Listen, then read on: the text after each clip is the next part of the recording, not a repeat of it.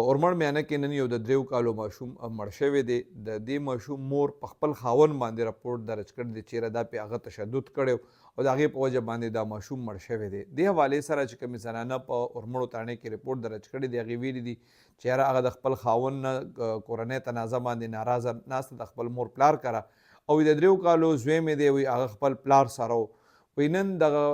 ماشوم چې کوم دی خپل پلار لیږلو یو دوست سره پټو ته کار دپاره هغه ورسره نه تلو نو بیا وایي پلار دا ماشوم چې کوم دی په ده باندې ډېر زیات تشدد کړی دی او د بېهوشۍ په حالت کې زمونږ کور مخې ته راوړو او هلته یې پرېښوستو. علاقې خلکو بیا دغه ماشوم اوچت کو علاج دپاره اسپتال ته بوتلو خو هغه بیا هلته وفات شو.